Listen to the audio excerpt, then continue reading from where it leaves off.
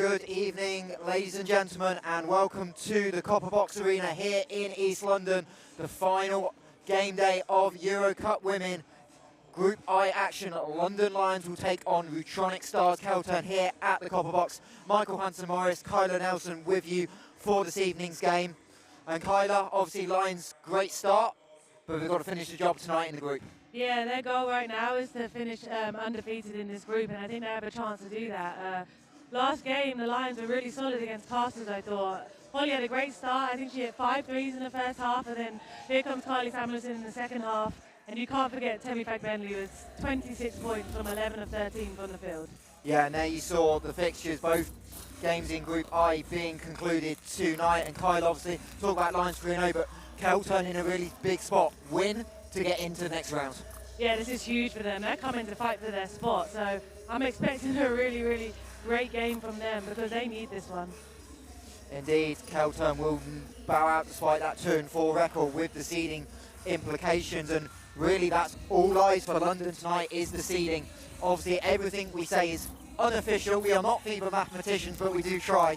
London Lions number tonight is 17, and that will jump them into position 1 and their number 1 overall seed, which will obviously play such a pivotal part in the knockout round. With everything being 2 legs, you always want the second leg at home, Kyla. Yeah, that makes a huge difference for you. It's more comfortable, you have your fans around you, and you always want to be at home, like you said. And this game for the Lions is about fine-tuning, about being at their peak, so at the end of this group phase, they can go into knockout rounds ready to fight.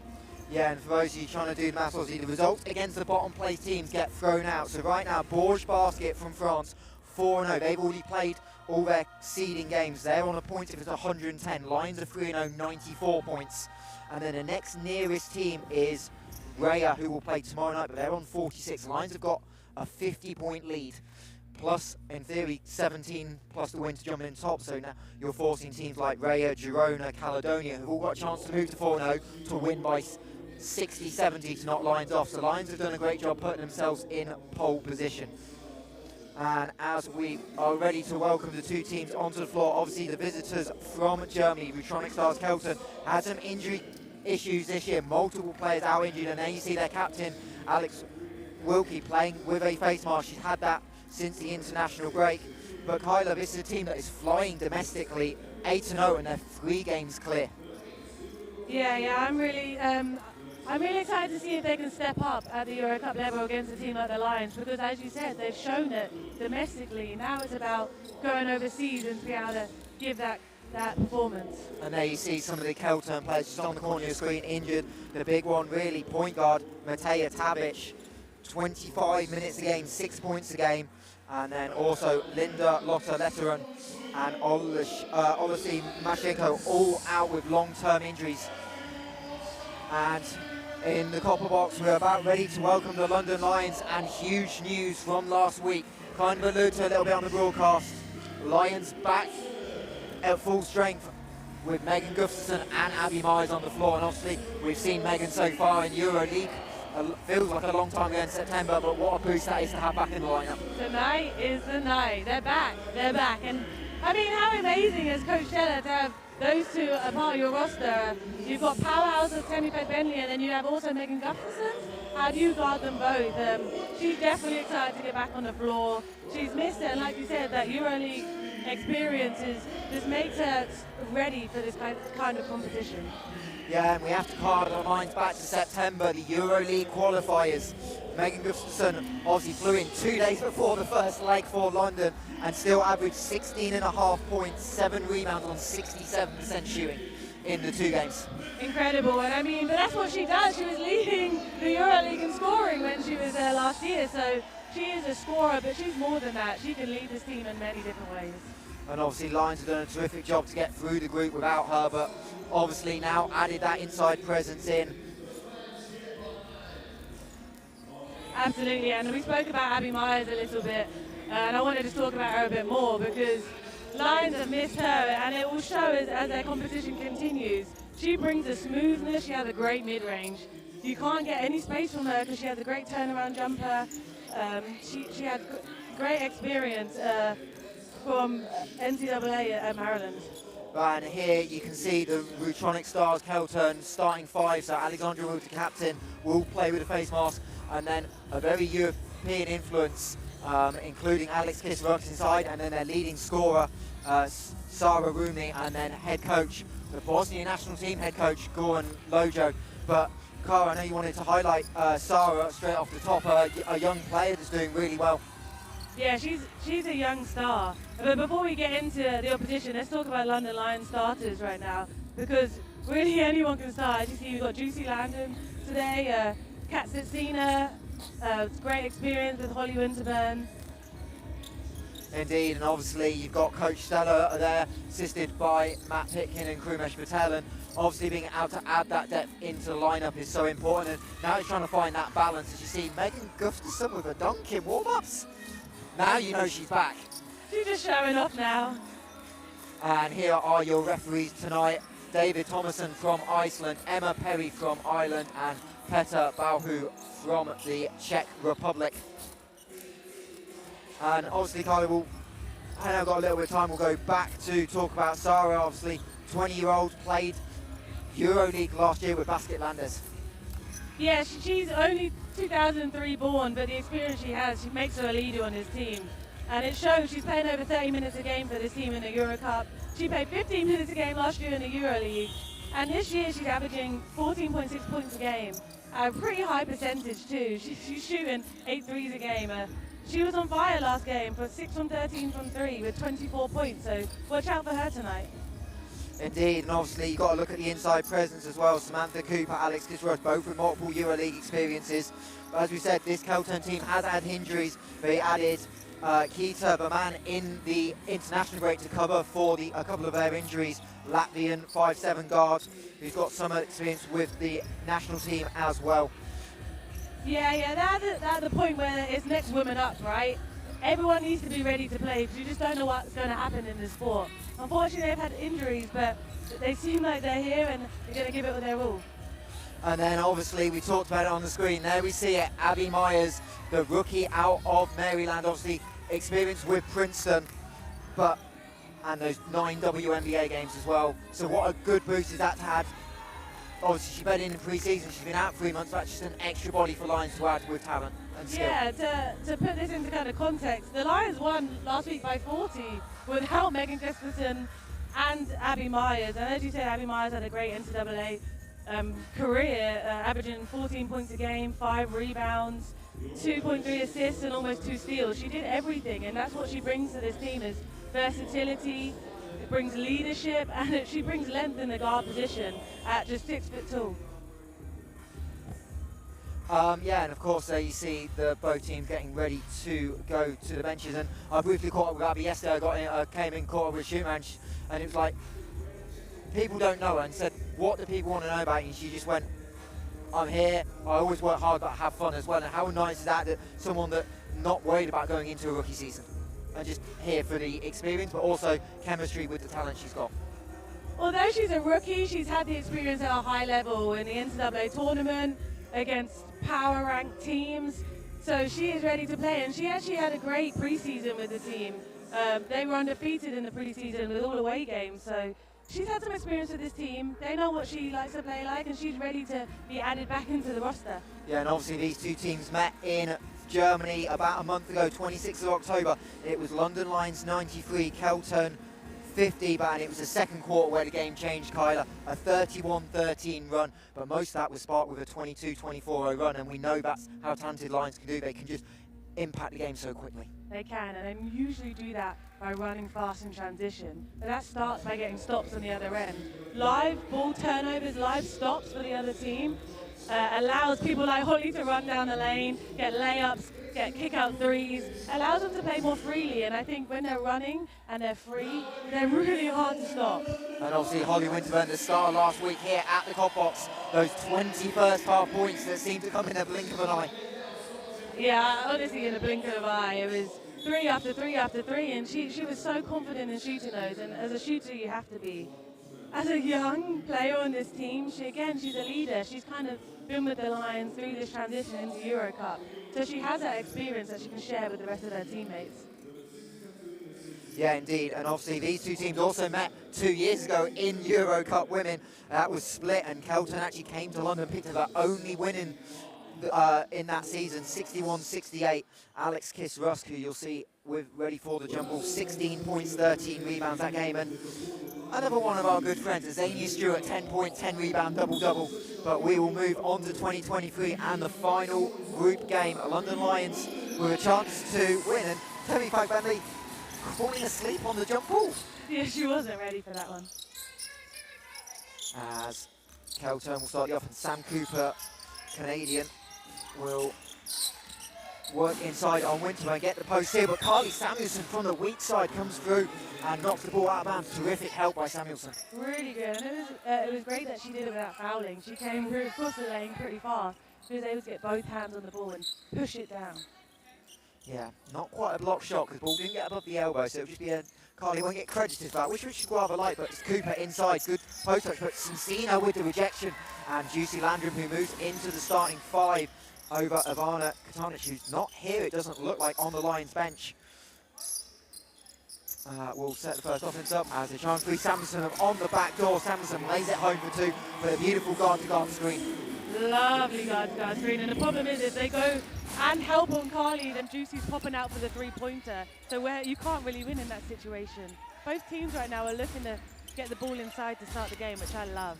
Wilkie driving over Landrum, forces it up, but nowhere really to go. So Lions able to push, and Temi Fagbenley, early seal, trying to get Kiss-Rusk deep on her back, but Ariane Webb came through, didn't quite get hands on it, and Lions will recycle. As Landrum now will wait for the ball screen. Snitsina slips the screen, nowhere to go, resets to Fagbenley, 5 on the shot clock.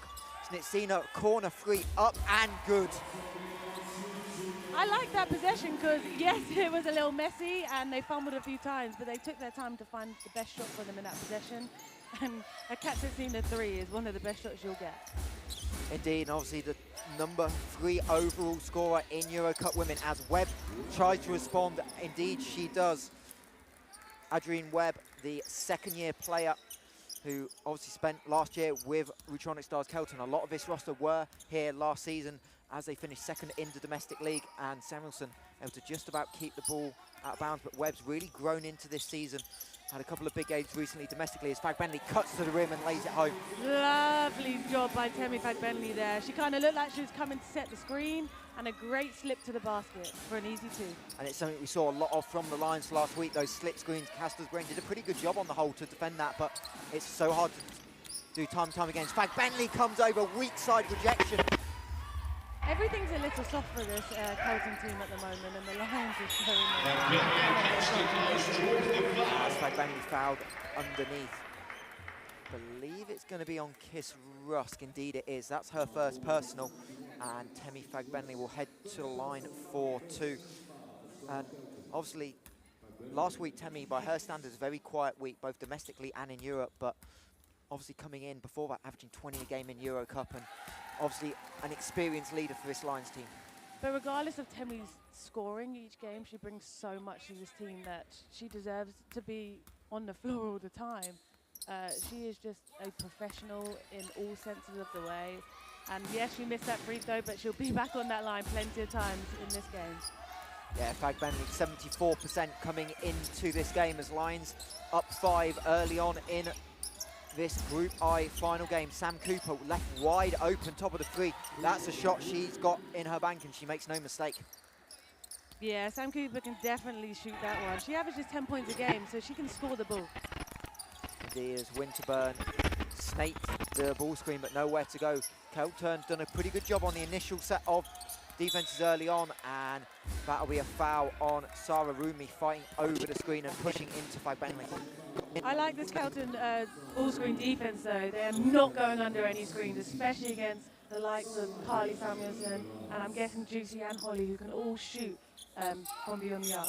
Samuelson thought about the 3 straight off the out of bounds, but will reset. Snitsina looking for Samuelson. Good ball movement by the Lions. Fagbenley face-up jump shot, just a little bit long, and Wilkie able to come down the floor, and Holly Winterburn with a good transition take foul. Yeah, that's the next level stuff that you see in Europe, is the other team have an advantage in the open floor, you usually want to stop them and force them into a half-court offense. As Keltern looking for options, Wilkie able to just about find it. Fagbani was interested in that for a split second. As now the back screen trying to free up Kiss Rusk inside, but Wilkie will put it on the floor, drive, finds the cutting Sam Cooper, and she will lay it home and tie us up at 8 apiece. A great start by Sam Cooper. It just shows her versatility. She hit a 3, and that's a great movement off the ball to be able to slice through the lane for an easy 2. As Lions again in the horn set, Samuelson going to cut, look for Fagbani on the movement, but the ball tipped out of bounds. Kiss Rusk got a hand on it, deflected off Samuelson's shoulder. So Lions just starting to slow down a little bit offensively, and it's really credit to the German defense right now. They're taking away option 1 and 2 and trying to force the Lions deeper into the shot clock. Yeah, you can see they're pushing them up outside the 3-point line and pressuring the ball, not allowing London to just move it, and it's disrupting them. Keltern looking for that third 3 off the night, but couldn't quite get this one to go, and Landrum leads past to Fagbani. She's deep inside, had it not loose initially, so she'll find that Landrum for 3. Now he's starting to see a 3-point shot as well. And that's what people knew of Juicy Landrum in the NCAA world. But can we just talk about Temi's? Can we talk about Temi's pass there, the right-hand scoop pass to Juicy? Keltern come right back and say, "Here's a 3 for you." Yeah, Wilkie, who's a 40% 3-point shooter, gets her first go from downtown. And we're tied still at 11. Winterburn thought about the mid-range, will find Landrum in the corner. And again, Lions looking to feed the post. Fagbani double team, tries to find Samuelson, but throws it away. And Keltern have got numbers here in transition. Cooper down the lane, but Wilkie was trying to force it inside a little bit too much, and Snitsina diving on the floor to keep it in bounds. Great seeing one of your eldest players still diving on the floor for that extra possession. Lions trying to set up, pin down screen, forcing Snitsina. She'll actually roll into the ball screen again.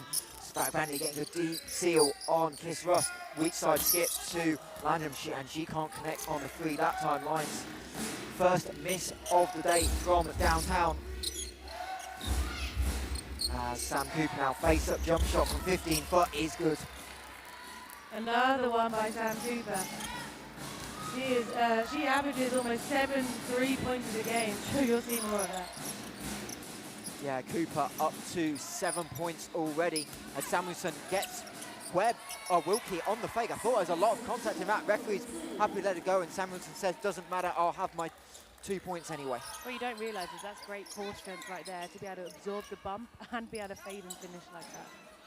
As Rumi coming off the screen, looking for Cooper on the switch, but Landrum does a good job to front at the perfect time, and she'll now push 3 on 2 for Lions. Winterburn left corner pocket is good, and that's where Lions are really at their best on numbers in transition. Exactly that, that's where they thrive, forcing defenses to have to make a decision. Do we stop you on your layup, or do we stop the 3-pointer? As Webb with looking for her second triple, and she makes no mistake. Keltern coming up, firing 4 of 5 from downtown. Adrienne Webb only shooting at 33%, doesn't really shoot many from behind the arc, but no problems here early on in the Copper Box Arena. As Samuelson now with the one, trying to get it post up, but Rumi gets her right hand to it, and now 2 on 1. Fagbani with a big rejection, and I think the referee pointed out of bounds. We'll double check it doesn't call a foul. In fact, no, foul is called on Fagbani from referee in front of us, and we're here, we'll see it on the replay and have hopefully a better look at it. Yeah, she kind of climbed all over there, definitely got the body trying to block that shot. And into the game, subs both ways. So in for the visitors, Alina Kozkimi's a Finnish international who's with the team in the national team, and for the Lions, wearing 12, Savannah Wilkinson. Obviously, Savannah getting the start last week, but that's the versatility, be able to pick and choose matchups a little bit more. And Lions coach is now deciding to bring Savannah off the bench, but she had a big game at the weekend against the Oakland Wolves, 20 points, 12 rebounds from Savannah. In the 95-64 victory, as Lions move to 3-0 domestically.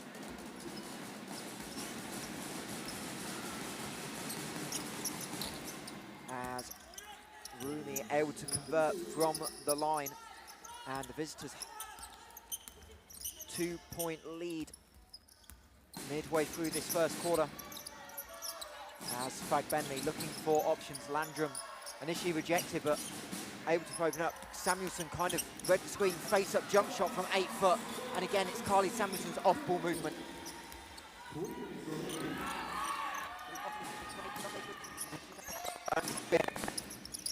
As Webb now face-up. Landrum reached in, thought she may have got a bit of the ball, but referee's happy she got a lot of the elbow, and that'll send Webb to the line for the first time as Shanice Beckford-Norton, the Lions co-captain, checks it. That was a hard angle to see if she got her in the arm, but I think the refs may have made the right decision right there. I like the way this Keltern team has come out, really going at the Lions offensively and forcing them to do something. Yeah, I suppose it's a unique situation. All group, you kind of had to worry about points difference at stages, but Keltern, it's simple. You do not advance, you do not win. So anything else is not like a narrow loss. Help you with their points difference coming in what it was. So it's win or go home. So you might as well roll the dice. Absolutely. As Winterburn, huge pass. Samuelson's going to fire it up in transition, in and out. Not quite this time for Carly Samuelson. As Keltern look to extend this lead. Cooper initially had position, but Carly Samuelson able to recover and take away the post up as Webb now was coming back to the right hand off the screen, going to stop and pop 15 foot in and out, and a good box out by Savannah Wilkinson to keep Sam Cooper, who's a good offensive rebounder, off the glass. Cooper 1.5 offensive rebounds a game, just under 7 totals. Winterburn given an option to reject the screen, tries a little behind the back pass to Wilkinson, but that gets rejected by the Keltern defense, who just collapsed. They did a great job right there, forcing Molly to do something other than go up with the ball. And, like you said, collapse. What that turnover. Rooney to Cooper on the pick and pop, up and right-hand side of the rim, and that'll trickle out of bounds. And Keltern's second miss from downtown tonight.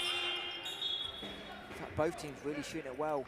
Visitors 4 of 6, Lions 3 of 5, and what probably will maybe concern Lions early on, Kyle, is the 4 turnovers.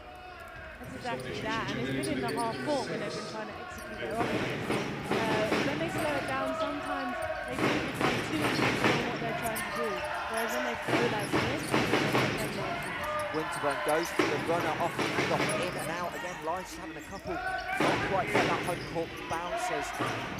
Peter Maman, one of their new signings for Keltern to cover injuries, get the outlet, but Tammy Fagbenley diving to turn over Webb, and now Lions able to push Beckford-Norton in the corner. Lions to reset with Holly Winterburn. Wilkinson posting up inside, but Fagbenley left wide open straight away free. Off, and a foul on the rebound. V-man the wrong side of Wilkinson and just kind of throwing her out of the way. That's something Savannah Wilkinson does really well though. Because she got early position in the post, it allowed her to be there for an offensive rebound, and she's known for that. She's known for double-doubles because she's really strong inside. And Megan Gustafson into the game for Lions. Megan wearing 10. She'll replace Temi Fagbenley, so just a nice little 70-second burst for Megan to get EuroCup action back in her legs. So Samuelson drives inside, doesn't quite get it to go, tried to rearrange the layup to avoid the weak side help, but Lions come up with their first offensive rebound, and Holly Winterburn will reset. Winterburn driving, just the pace of those steps is so crafty, and it kind of begged the defense who she'd beaten to just kind of foul above behind, even if it's by accident. Oh, you took my words from me. That's exactly what I was going to say. The change of pace, sorry. The change of pace and the change of length of steps allowed her to create that foul opportunity. It was a short step to a long and slow one, which really messed the defense up. And also checking in not long after we talked about one returner, there is the other Abby Myers onto the floor for London wearing 20. As Juicy Landon will check in if Holly Winterburn can make the second. First no good for Winterburn. 3 of 4 this season from EuroCup, which is almost feels like surprising how aggressive Holly Winterburn can be. You'd expect her to get to line a little bit more, but this time 0 of 2. And Rutronic Stars Keltern still in the lead in this dying stages of the first quarter. Webb off the spin down. V-Man wide open, little double screen, but that in and out. And Holly Winterburn will create for the Lions. Really good clock management by the visitors. They'll get a good 2-for-1 opportunity, 6-second game shot clock differential here. As Winterburn left open, thought about it, but she'll find Myers right wing free, up back iron. Big offensive rebound by Megan Gustafsson, and Lions will be able to hold for the final shot. It'll be pick and roll. Winterburn rejects the screen, finds Wilkinson, 15-foot jumper to beat the buzzer, gets it to go. Savannah Wilkinson ties us at 20. Holly Winterburn just looks so comfortable out there. What a nice no-look pass for Savannah to finish off the quarter. But they got the last shot because of the offensive rebound by Megan Gustafsson. Again, Holly came off that ball screen. She looked at Megan, and as a defender, you have to respect that. But no-look pass to Savannah Wilkinson for a mid-range, and that's her game. Indeed, and obviously a graphic a little bit slow catching up. Score is indeed tied at 20 through the end of the first quarter. And really here, both teams shooting it well, but the visitors 4 of 7 from downtown. And we talked about Sarah Romney in the pre-game shooting it, but this visitor team from Keltern do shoot it well overall. Yeah, Samantha Cooper's hit 2 threes out of those 4. So they've come out firing on all cylinders. Indeed, and obviously Lions struggling from the free throw line, 1 of 4 to start the game. And for Keltern, leading scorer Adrienne Webb, 8 points. And really, she's done it from downtown as well, but she's also had those moments where she's looked to penetrate and collapse the Lions defense. Yeah, I like her. She's a really shifty guard, quick, has a quick pickup in her mid-range game, and she's kind of leading this team out there. As a returner, that's what you expect her to do in a game like this.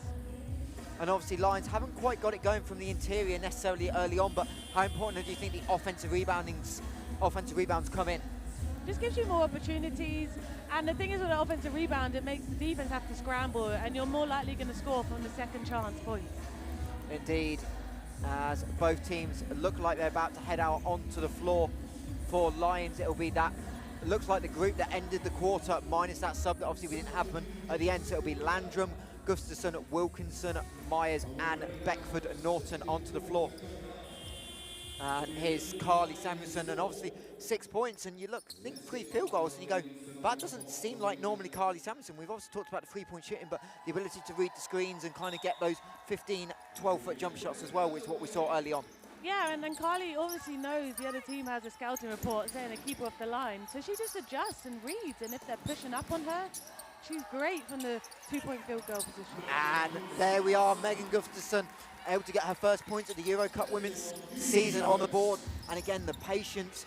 We know Megan wants to get back to that left hand, and there just a little step through to get her first point and put Lions back into the lead, as Kiss Rusk on the pick and roll had the layup, but instead tried to throw it out, and Abby Myers goes, thank you very much, I'll pick that up. I think there was a tip from Shanice Beckford Norton as well on that. And she, if you watch her defensively especially, she is scrappy, she's all over the place. And I think her disrupting the guards will really help this Lions team start to generate more fast break points. Landrum off the ball screen, able to get all the way to the rim with that right hand, and really that's what we've kind of seen throughout EuroCup women from Landrum, is the ability to get downhill with that explosive first step.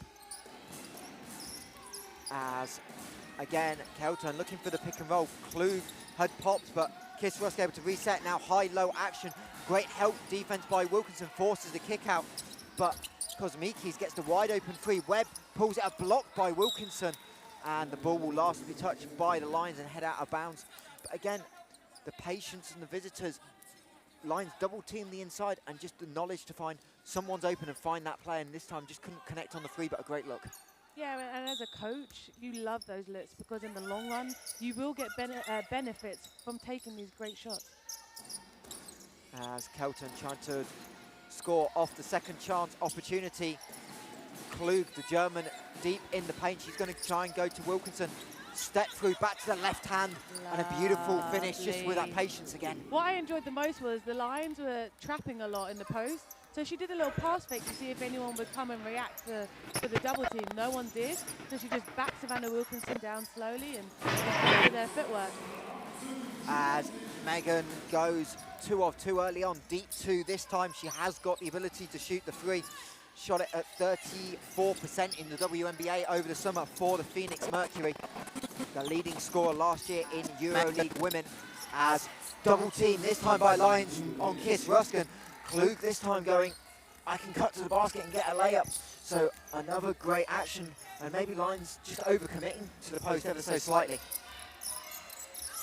As Landrum now off the ball screen, 10 left on the shot clock. Landrum inside, finds Beckford Norton. She thought about the 3, going to have to do something different, and Beckford Norton stops and pops from the elbow, way off for Shanice as a long outlet, and Webb able to just about track it in bounds, but Landrum able to recover and tip the ball out of bounds. And Lyons just lacking a little bit of flow, but you probably expect that with Myers and Gustafsson checking in for the first time in a long time. Yeah, it's going to take a little bit of time for everyone to mesh well together, and I think this is a great sub with Carly Samuelson in. She's been playing a lot of minutes in the EuroCup this season, and she can be the one to kind of calm everyone down and make sure they're on the same page. Little double screen for Wilkie off the sideline out of bounds. Myers goes underneath, so Wilkie can stop and pop back iron for the captain. Now Juicy Landrum looking for Samuelson. It'll be a little bit of a rub screen, and Samuelson able to flare off Savannah Wilkinson.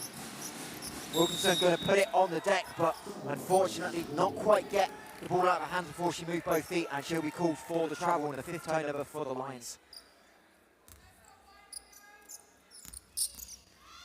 As the host, 2-point lead. Reminder those of you who joined us late, the magic number unofficially is 17 for the Lions.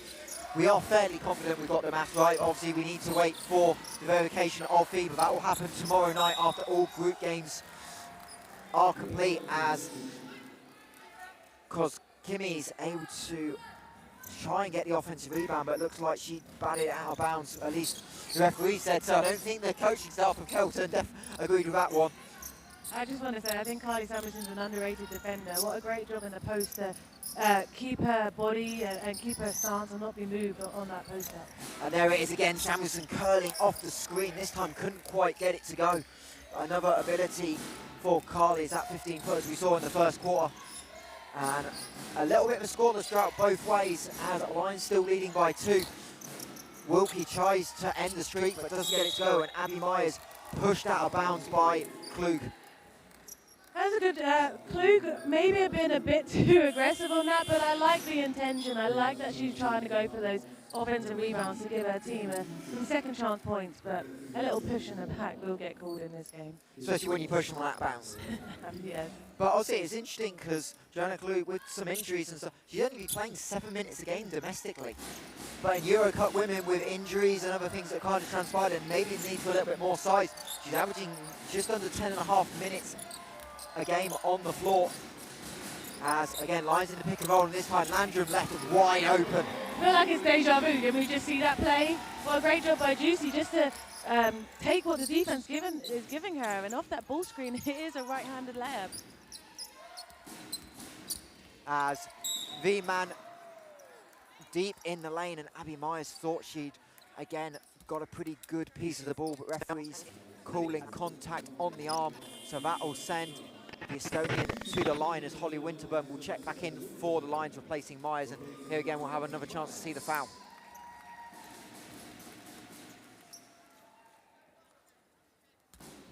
Oh, no comment.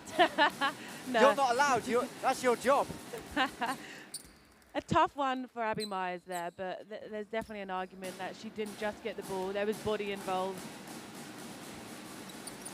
As free throw is good, Keltern back to within 2 points midway through the second quarter. As Carly Samuelson, Lions leading scorer so far, finds Megan Gustafsson. Megan turn around, you can see her trying to get to the left hand. She takes the time to do it off the side of the backboard. Great defense by a combination of Klug and Cooper. Cooper obviously had the strong start as well for the visitor. She'll set the screen for Kosmiki's roll to the basket. Wilkinson trying to take the charge. I think referee saying her feet were just inside the charge circle, so that's why you've got a no call there. And Holly Winterburn will look to find Wilkinson, but Sam Cooper does a terrific job to get back. Gustafsson, though, beats Klug and lays it home for 2. The difference between the last shot by Gustafsson and that one was the angle. she was getting pushed out on the left side, outside the key, which was really hard to finish. Whereas on that side, she really got herself the angle into the key so she could just hit it off the top of the backboard. Wilkie Landrum doing a great job fighting over the screen. Cooper trying to post up 5 on the shot clock. She'll now get it, but have to face Wilkinson up from 15 foot. Gustafson able to come down on the help, but unfortunately a little bit of the arm foul called on Megan. That'll be her first personal, second team foul on the Lions. As Sarah Root checking in for Gustafson and Frank Bentley and Stina. And then Juicy Landrum 7 points off in that start, but also the 3 assists for her. Yeah, 7 points on 75% too. She's just been really consistent for this program. As 5 seconds left on the shot clock, Wilkie kind of isolated on Cena, wanting to go to left hand but taken away. Drive's going to come, but I don't think that beat the buzzer. This is a great call by the official. And in that time, the Lions just were really solid in terms of just staying in front of their player, not allowing easy drives, and the post-up, they're starting to really dig in, causing 5 turnovers for Keltern.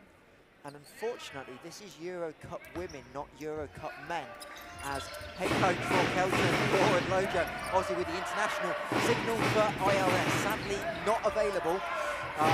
Either way, I think they're probably lucky because I don't think either thought that was off in time.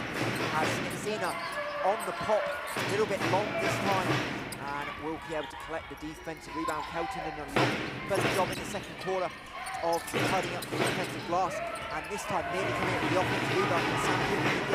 And Juicy Landrum looking for options in transition will find Holly Winterburn, and Winterburn drives and could always tell it's kind of ahead of Alina because Kimmy's kind of went, it's a good time to give a foul. I haven't committed one so far today and just blow the play up. Yeah, Keltern in the second quarter have done a much better job in transition defense. Right there, we normally expect the Lions to score from that push, but instead, the Lions did a great out-of-bounds play for Holly Winterburn to make that through. Yeah, Winterburn 2 of 2 from downtown, 6 points personal, obviously made 4, if not 5 in the first half last week against Casters Brain. A huge win for Lions in that game as the visitors trying to respond. Lead is a game-high 7 for Lions, as Landrum doing a terrific job denying Cooper, so Koskimi's beat Snitsina off the dribble, and she will give the foul, but unfortunately in the act of shooting. Yeah, actually, I might be wrong, but I think the Lions might be in a 3-2 or some kind of compacted D, and as soon as they get inside the paint, it's really hard to stop that deeply. And that just little hesitation dribble, it's kind of something we've seen on tape when we were preparing for the game, is kind of the way they kind of vary their speed when they attack that allows them to create some advantages. Yeah, Keltern play at their own pace and their own speed, that they take time to read defense, and that little hesitation allows them to see, is Holly going to commit to me in the help side, or is she staying with the shooter? And Holly stayed with the shooter a little bit and allowed that gap through for the foul. And first missed free throw from the visitors. They were 7 and 7 prior to that, so 7 and 8 still a good percentage. Landrum again off the ball screen, finding cutting by Bentley. Beautiful finish, Jimmy Smart. She knows Keltern are waiting for her to try and get that right-handed layup twice today. Instead, she has a hesitation that we talked about. Great cut by Jenny, and they're just on the same page. As Rooney thought about the 3, realised she had the advantage on the fake, and Holly Winterburn trying to knock it away from behind will be called for the foul. Her second personal, 4th team foul for the Lions. And here you can see, obviously trying to run Rooney off the line, but that reach around and just not quite enough of the ball. And that means Keltern on any more fouls will shoot free throws in the final 3 minutes of the half.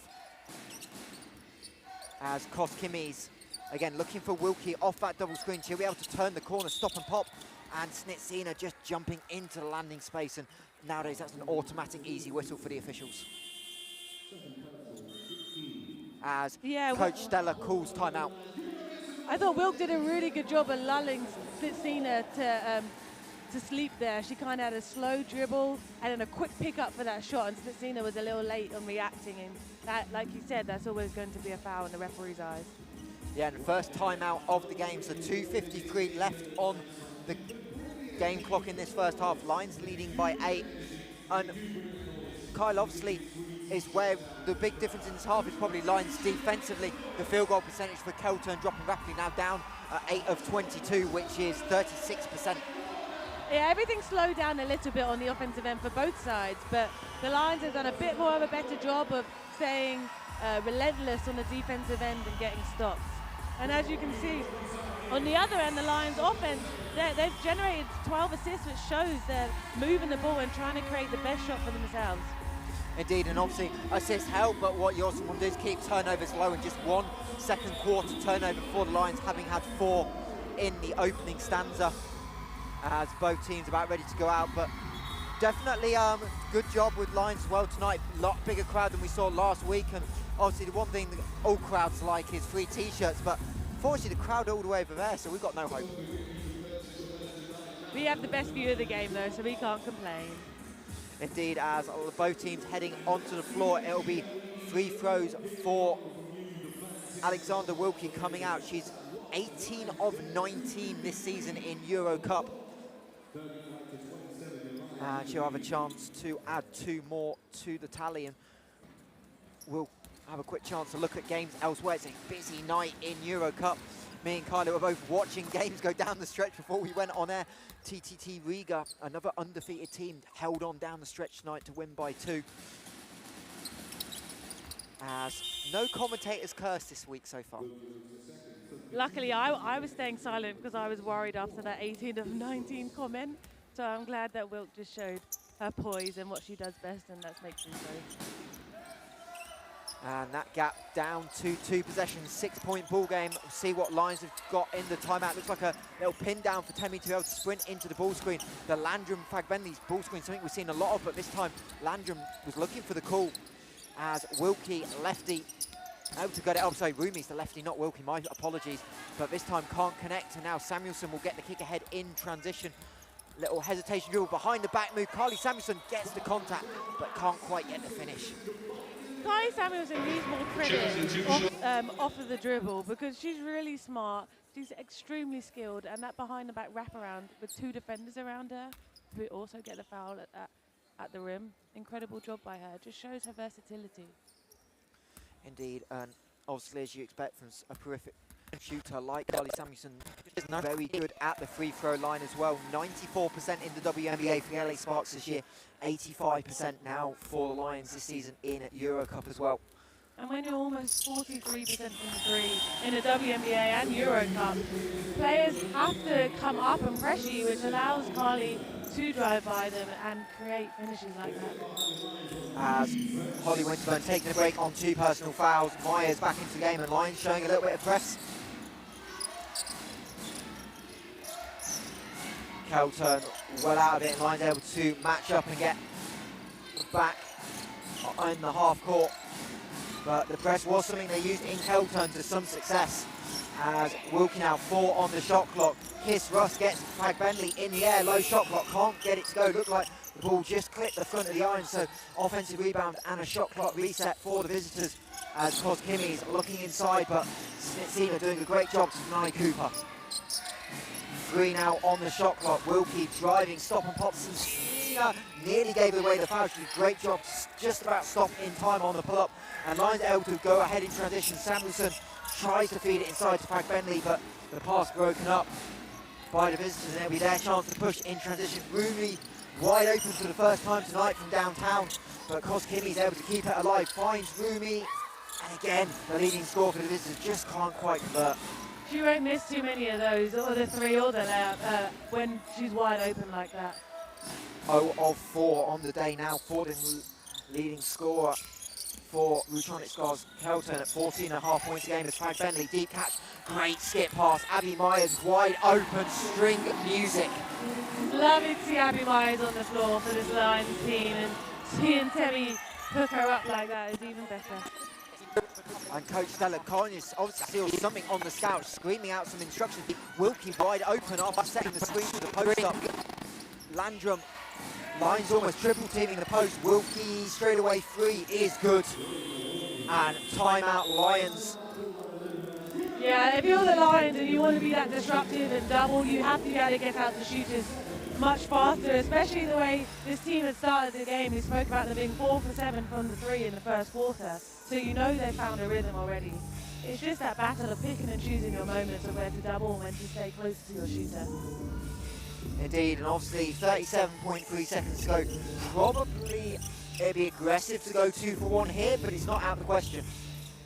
Yeah, I would agree. I would agree. They've got enough time for a 2 for 1, definitely. You'd have to go fast. It'll be interesting to see what coach draws up right here. Indeed, and obviously Lions be able to not advance the ball. It's the first half, so it's not a quick one, but obviously with point difference in mind, it's the type of thing you can be a little bit aggressive about up 8 when you're trying to get to 17, 18 to secure the number 1 seed. Absolutely, especially when you have a team that loves to run as fast as the Lions want to run. They can get the floor up in seconds, so they're not really worried about the time or how much is left. They just want to get a great look, and they have so many multiple options. I just wonder who they're going to go for this time. Indeed, as the visitors, the first to break the huddle, and Adrian Webb, someone we've not seen a lot of in the second quarter, but 8 points, 2 rebounds early on, including those 2 of 2 from downtown. Yeah, she was able to get this Keltern team started really offensively. She did a great job leading them from the point guard position, and I'm sure we'll see more of her as this game continues. Indeed, and obviously Keltern showing a little bit of pressure coming out timeout again. Something you didn't want the Lions to roll the ball in and be able to go. So looks like Landon will walk it up. So just a final really solid offense for London going into half time. As Snitsnina on the flare screen. Keltern in the 2-3 zone it looks like. As a little ATO change up, Pagbeni in and out the post. Ball movement by Lions. Landon gets deep into the paint. Tries to float it up. Ball does, shot didn't hit the rim, so Snitsnina's going to force it up. Banks it off the glass. And Lions lead but 10, but Keltern will have a chance to respond. 6 seconds left in the half. Cooper looking for the screen. Wilkie wants to get back to the right hand, nowhere to go. She tried to get it up on the buzzer, but rejected by Juicy Landon. And a perfect momentum swing for the Lions. Yeah, and I liked the end of that the last 1 minute of that quarter where both teams changed it up defensively. It really disrupted each other, and it kind of added some pace into this game, which they want and they need. And what, like you said, a great time to have some momentum going into the second half. And it's not really fair when you're the Lions and point-something seconds left and you just throw it to Katsasina, who throws it up and is able to score like that. So I just love how many players can create for themselves, and they all know their roles. Indeed, we'll have a look at some of the half-time statistics. London Lions, all of a sudden it felt slow to start, but now 5 of 10 from downtown. Obviously 63% from the 2, but Rutronic Stars Keltern doing a great job getting to the foul line.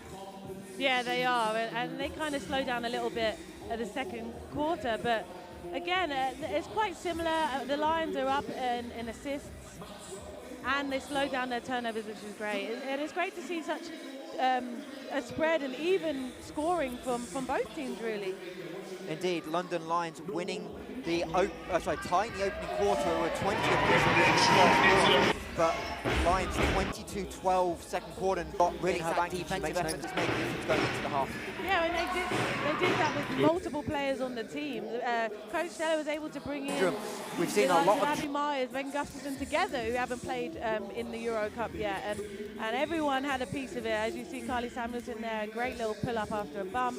Holly Winterburn does what she does with the 3-point shot. But Webb shows you right back that this Keltern team wants and needs to win this screen, game. face-up jump shot from 8 foot. Obviously, Keltern a big ask ahead, trying to turn around a 10-point half-time deficit, but really that depth of scoring. Lions have got 6 players between 5 and 8 points at the half, so that real balance. And obviously, we know Abby Myers and Savannah Wilkinson can score as well. Megan, that will about do it here at half-time from the Copper Box. London Lions on their way to the number 1 overall seed. They need to win by at least 17, and at the half they lead 42-32. We'll take a break here at the Copper Box and rejoin in about 10 minutes time to see if that number 1 overall seed can be clinched.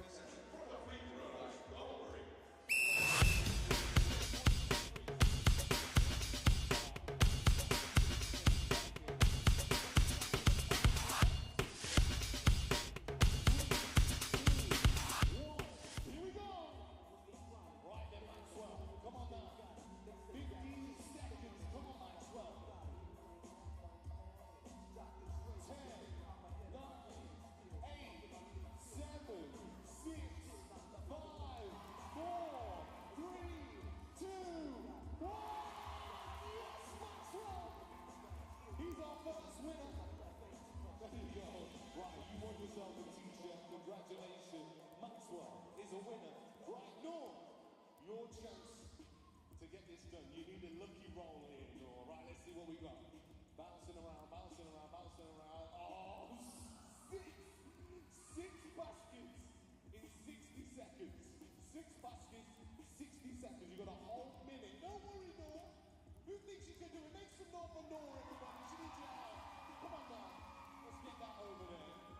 Right, he can do it. We got faith. The whole crowd's behind you. 60 seconds, all right? Pass the ball in. And I'm going to count down for you. I'm going to try and use my maths.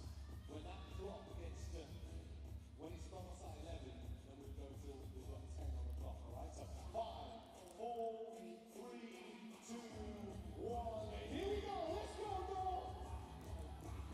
We've got to give an encouragement. Come on, Arena. Let's go. You can make 6. Let's get it going. Get those shots up. Up the technique. I'm seeing the follow through. I'm seeing the flick. Keep it going. You got plenty of time. Plenty of time. Use that follow through. Use that flick. Keep it going, Norm. You got this. Keep it going. We got 30 seconds on the clock. Oh, so close. You got it. You got it. Here we go. Keep it going now. Keep it going. Shots going on. Keep giving us some encouragement. Couple months to win this. You need you out right now. Pushing up a little higher. Little higher. There's one. Come on, come on. Let's go, Norm. We can get it going. Shot goes up. Here we go. 5, 4, 3, 2, 1.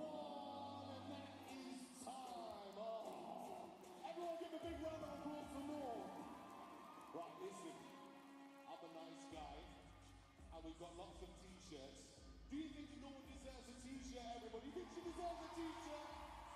Well, there you have it. The crowd likes you a lot. We're going to get Norm and Maxwell a t-shirt. Let's give them one big round of applause. Come on, Max Arena for Norm and Maxwell.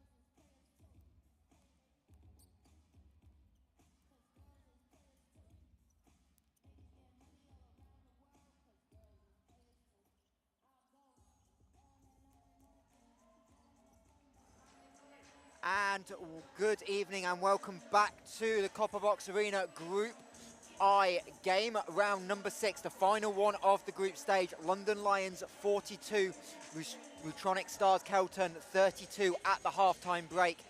And Lions pushing forward to try and get the number 1 overall seed in the group stages out of all groups. Rutronic Stars Keltern in a must-win situation to try and advance. And Kyla, we talked about it going into the break, a really balanced scoring effort by both teams in the opening half. Yeah, especially that first quarter. Both teams came out firing from starting inside and going out to the three-point line. I thought in the second quarter, the Lions did a much better job in the half court. And to be honest, 6-point fast break points for them isn't that many, but a great job with 16 points in the paint from them. Yeah, indeed, and that's probably the discrepancy. You're 10 points down if you're Keltern, and you're giving up 10 more points in the paint. And both teams have tried to do a good job getting the ball inside, but you've got to credit interior defense as well. They've forced a lot of kickouts and getting ball movement and forcing teams late into the shot clock. Absolutely. What I really enjoyed too is, I mean, the Lions have 11 points from the bench, which just shows, I mean, when you have the likes of Megan Gustafson and Abby Myers and so many Savannah Wilkinson coming off that bench, you're going to have a few more bench points than a lot of other teams. And there you see Keltern head coach and Bosnia national team head coach Goran Lojo trying to just navigate this injury crisis that's kind of hit the team. I think they're up to 5 long injuries. They had 2 ACLs before the season even begun, but he's done a really good job keeping it going, especially domestically. They're 8-0 and 3 games clear already in a tough German league. Yeah, really exciting stuff domestically that they're doing, and they're just hoping that their success from their domestic league is going to allow them to win this game and help them keep pushing forward in this EuroCup competition. Indeed, and obviously we talked about the balance of Lions and obviously help with the return of Megan Gustafson and Abby Myers. Megan with that quick impact with 6 points in just 6 minutes of action, and as you can see, she'll start on the bench in the second half. Lions making 1 change to the group that started the game, with Savannah Wilkinson starting ahead of Kat Snitsina. And obviously the leading score for Lions, Carly Samuelson, 8 points, 3 2-point field goals of Carly, so it's interesting to see if she can get the 3-point shot going.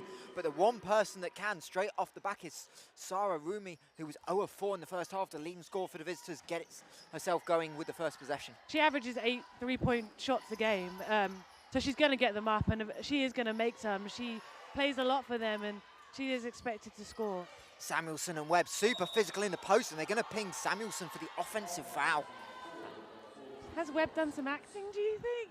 That was a great job on both ends to be able to battle inside, but sometimes you do have to fall and get that call, and I think Webb did a great job in timing the bump, and the ref, from their point of view, they definitely have to call that as an offensive. Indeed, the other game in Group I doesn't really have massive consequences. Godessa Barrero already out the competition. Castor's going to advance, and tonight's game doesn't matter for their seeding, but it's Castor's winning 40, Barrero 23 at the break over in Belgium. As Keltern trying to look to get back-to-back scores to start the second half. Webb fade away over Winterburn, really tough look. And Temi Fagbenley able to pull down the uncontested defensive rebound for the Lions. Fagbenley 5 points, 4 assists in the opening half as Lions skip it to Samuelson in the corner. Wilkinson trying to post up, but Samuelson goes baseline. Winterburn thought about the extra pass. But again, Keltern have done a good job forcing Lions low into the shot clock, so Winterburn's going to go to the back down fadeaway over Wilkie, and Holly Winterburn gets it to go. That was tough. That was a tough move. A little floater over the top with the right hand going towards the baseline, really nice. First 2-point make of the day for Holly Winterburn. She's 2 of 2 from downtown, as driving was Koskimis, but no call by the referees, and Lions have got a 5-on-4. Temi trailing down the middle of the floor. We'll see if they use her. In fact, skip back over to Winterburn. Great recognition by Landon. They're just reading what's in front of them, and it's really fun to watch. A great skip by Holly to shift the defense, and another great skip by Juicy after that shift and recognizing Holly Winterburn is open. As Webb pulls up and strings the elbow jump shot. Adrienne Webb up to 10 points personal, the first player in the game in double digits, as Landrum drives all the way to the hoop, and that scoop with the right hand, and Juicy Landrum doing what she does best, attacking downhill. Nice quick crossover to get to her left, and she does like finishing with that right hand. A little bit of finesse there. Indeed. And apologies, Holly Winterburn has snuck up to 11 points without me realising. So Holly Winterburn, the first one in double digits, but Webb for the visitors from Germany is Sam Cooper, who was quiet in the second quarter, has to fade away over Winterburn. No good. And a fight for the rebound. Winterburn does a good job boxing out Cooper and then finding the loose ball. As now Fagbenley in the post going to face up on Kiss Rusk. The dual nat Hungarian-Canadian. Teddy Fagbenley face up jump shot forces the timeout. Yeah, Teddy went over the airborne shot from that same spot in the third half. That's not happening twice for her. That's a great job of that little reverse pivot. And that's money most of the time for Fagbenley. That little mid-range short corner jumper. So up next, Yeah, and that's the patience. Teddy wasn't worried that she was not scoring in the first half. She had many opportunities when she did. She got a lot of double teams. And now it's like, okay, I'm not going to force it. And now it's training. This is my right to score. But everyone else is scoring. Everyone else is scoring. So you kind of have to be aware of the other players on the floor and you can't always go and double check. That's where she becomes alive.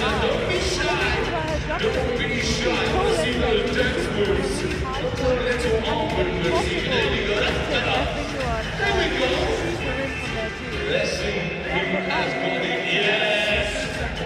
Yeah, and obviously it's shot over it, and it's Russ also 6'4", but he's made it look so effortless. As you can see there, Keltern just over one of the players is the point guard, Mateo Tavares. He was play went to the World Cup with head coach Lauren Mojo last summer. As you can see now, Lions starting to get a little bit more scoring off the bench. Obviously a lot of that is meant to work on, but really over 9.76.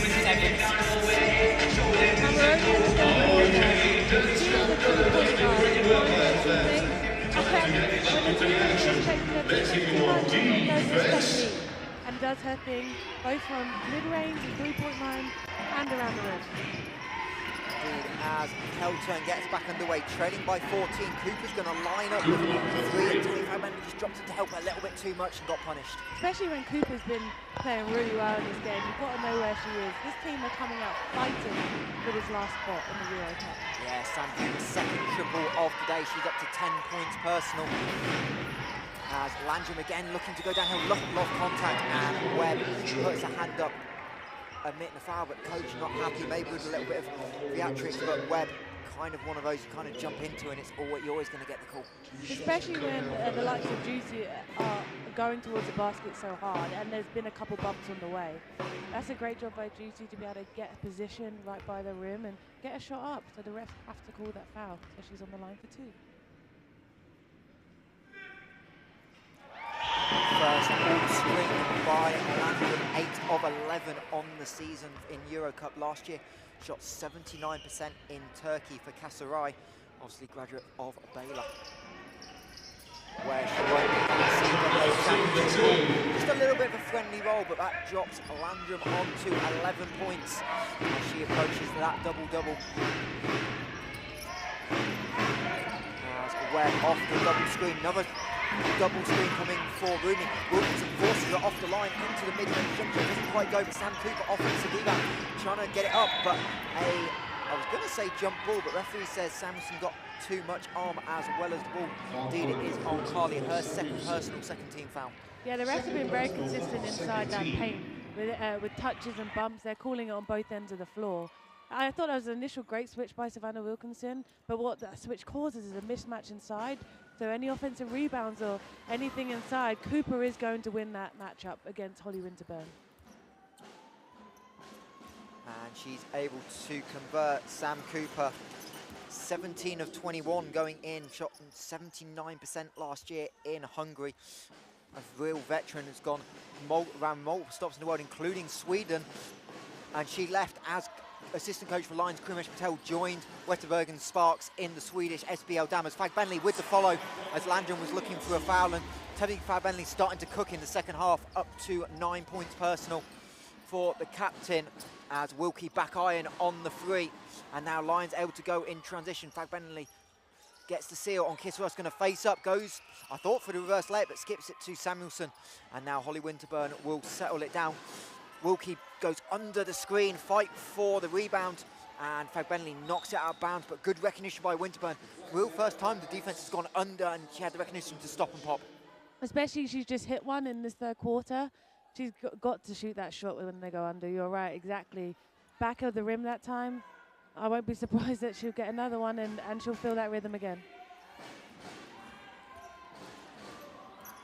As Rumi, who's really being quiet, stuck on 5 points, but 1 of 6 on the floor, will come off another triple screen. Fag Bentley this time switches early enough to take the denial away, but they find Kiss Rusk inside. Great pass by Cooper, and she lays it home for her first points of the afternoon. Yeah, this movement by Keltern are disrupting the lines defensively.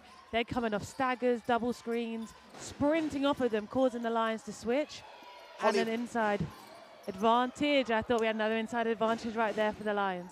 Yeah, it was a beautiful no-look pass by Winterburn to set it up, but Rumi in transition drains the 2, and the gap being back down to single digits forces head coach Stella Katsudou into a timeout. Yeah, you don't want Rumi getting hot. I mean, the last game against Gadesa, she had 24 points. She knows how to get those points up and fast.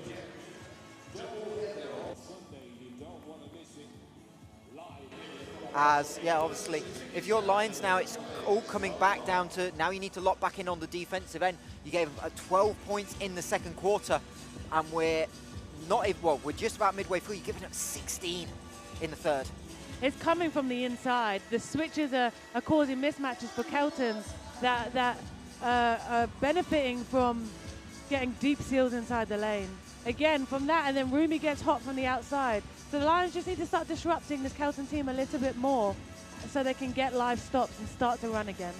Indeed, and obviously those of you that maybe didn't quite join us for the start of the pre-game, huge implications for Lions chasing the #1 overall seed. Again, all numbers are unofficial. We cannot be held responsible for what we say. However, going into today, Borge basket of a points difference at 4-0 of 110. Lions have got 94, so 17 is the number for Lions to jump into seed. As you see, Sam Cooper on your screen. We talked about her a lot in this third quarter, maybe a little bit quiet in the second, but she's up to a game-high 12.6, 3 assists, 6 rebounds, but 3 of them on the offensive end. And she's kind of shown the versatility inside and out, and then also that passing, as we saw on the last pass to Kiss Rusk on the highlight. And she'll head out onto the floor along with her fellow starters, Webb, Rumi, Kiss Rusk, and Wilkie for Keltern. Lions still with the 5 that started this second half. So Wilkinson, Samuelson, Fagbenley, Landrum, and Winterburn. As Samuelson off the ball screen, tries to find Wilkinson inside, gets deep in the paint, has to dribble out just to create a bit of room, couldn't quite get the roll, and the ball touched out of bounds. Fagbenley convinced it was off Kiss Rusk, but referee says last touch Temi, and a Keltern ball. I'm enjoying the pick and roll action throughout the game by the Lions, though. Savannah's getting a great roll, and she knows she can make that. Savannah Wilkinson obviously had a huge domestic game on Saturday as a foul, I believe, offensive. Samuelson taking a charge underneath the basket. It'll be interesting to see that one again. On the replay, it was one of those off-ball kind of screens set, and it looks like Samuelson kind of read someone coming off it and was just able to put a body on the line. Really smart by Samuelson. She's seen that this Kelton team have been running these double staggers, as you see Rumi trying to come off the screen. And oh, just a little hip. You can kind of Shift. just see it at the end, and that hip check that's been 2-3 years ago, you would have gone, that's never a foul. But obviously the way referees are kind of evolved and trying to give defense a little bit more freedom of movement on the defensive end as Fagbenley turns it over. Again, she's claiming a touch by Klug, but referee not having it, and Fagbenley will get a warning from the referee, and she's walking away, and that's probably the only way to earn yourself a technical foul, if you walk away from the referee when she's trying to talk to you. Or is it worse to go up to the referee and tell them what you're thinking? That might give you a technical Valid. foul too. So I think Demi knows herself and knows it's probably better to walk away in that situation. I'll take that from an experienced player that may have got a technical or two in her past. Never. As a foul off the ball called on Holly Winterburn. So that'll be her third personal foul, third team foul on Lions. Holly looks aghast. I couldn't quite see what was going on, but she's definitely like, I don't think I did anything wrong. These referees, especially with so many screening actions and movement, they are keeping an eye on the tic-tac fouls and the touches. And they've been pretty consistent with that. Indeed, but that, obviously Winterburn on 11 points. Now going to have to be careful on those 3 personal fouls as Samuelson does a great job allowing Rumi not to have room to catch and shoot the three. And she'll work on Fag Bentley. Webb driving past Winterburn. Wilkinson, late help, does enough to make the layup a little bit more difficult. And Lions going to try and get this lead back into double digits with 3 minutes 50 left of this third quarter. Samuelson rejects the screen. Wilkinson on the pop from the elbow, gets it to go. And that is Savannah Wilkinson's glue, that 15-foot jumper. You said it, and I love that jab step and rejection by Carly Samuelson to spread the defense out to the left with that little pop for Savannah. Cooper, pick and pop, this time a little bit off to the right as Megan Gustafson heads to the scorer's table. She'll check in next dead ball. 6 points in 6 minutes for Megan in her EuroCup debut. Obviously played in the Euro League qualifiers earlier on in September, but then had that injury that she took a bit of time to rehab back in the US. As Landrum loses the handle, 2 on the shot clock. Fag Bentley, half court, one-handed heave. I mean, we had a great angle of that, and obviously we couldn't see it was missing to the left because we're camera side, but the length of it looked great. Yeah, Temi's strong enough to throw that, just not accurate enough this time. As double change for the visitors as well. In comes Alina Kosmiskis and Ketia Viman, and Janice Beckford-Norton also for the line. She'll take out Carly Samuelson, and Temi Fag Bentley was the other person that took a breather.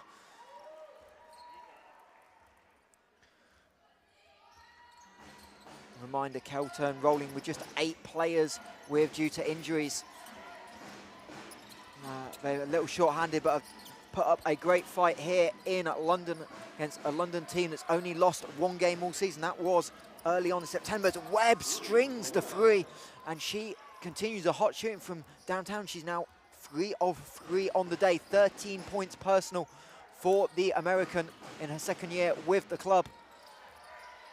As Winterburn looking to reset, 10 on the shot clock. Beckford-Norton going to drive, kick. Gustafson from downtown gets it to go. And that's what makes her so difficult to guard. She's incredible with her footwork in the post-up game, but she can also step outside that three-point line and hit a lovely lefty shot. As Webb now off the ball screen, steps back, gets the switch inside. Beckford-Norton doing a great job on Klug, gets knocked to the floor. Referee's happy to let it go, but a great box out on the interior from Shanice Beckford-Norton gives Lions another possession. 2 minutes left of this third quarter. Lions leading by 11. Wilkinson, again, this time a little bit more central. Just that little hesitation gave her a little bit more room, and the fight for the rebound is controlled by Cooper, and she'll push, lead pass ahead to Koskimi. She'll skip it across, but Beckford-Norton did a great job sprinting back, but couldn't find Landrum. Beckford-Norton is so scrappy. She just has a knack for finding the ball, especially defensively. That's an unlucky job by Keltern, who had the advantage in the fast break right there, and they really need to capitalise on that. And referee saying it wasn't full possession for Lions, so Keltern get 14 in the front court. Abby Myers checking in for Holly Winterburn. Myers with that triple early on in the second quarter. In her just the second game of competitive action with the Lions as Webb wide open, toes the lines. It'll be a long 2, doesn't quite go. So perhaps that toe the line cost the streak the way she's been shooting from downtown. At least it doesn't count as a three-point field goal attempts in this game. She's still 100%. And Lions really slowing it down, kind of lost a little bit of rhythm. But it'll be Landrum in the pick and roll where she had a lot of success. Gustafson from 18 foot this time, in and out, and one that's maybe too close to the basket. Myers ends up on the floor, so Keltern have a 5-on-4. It's V-Man on the weak side, but there's a foul given underneath the basket on Beckford-Norton. And I'm going to give Shanice credit. I'm going to say that was a little bit intentional, knowing that Myers was still in the back top recovering. Yeah, I think it could have been, definitely. And you want to slow down a team in transition if you're missing a player. She's just being aggressive with the post player in that mismatch. And coming off the bench, she can afford to give 1 or 2 strong fouls like that. Webb, another long 2, towed the line again. Huge rebound by Gustafson on the weak side, keeping Klug off the glass. And Lions will have a possible 2-for-1 opportunity. This gap, however, still hovering around tennis. Landrum, hesitation dribble, tries to get the contact. Good defense by Cooper to stay in a cylinder and force the miss. As Koskimi's cut off on the baseline, has to try and force it up. Good defense by Myers. Gustafsson able to hand it off before travelling. It looked like Koskimi's was kind of just under her feet, little awkward position. But luckily, no injuries for anyone on the play, and Landrum will hold for the final shot of this third quarter. She will find Gustafsson on the pop, turns it down. Myers right wing, in and out. And that will end it for three quarters here in London. London Lions 60, Rutronic Stars Keltern 49.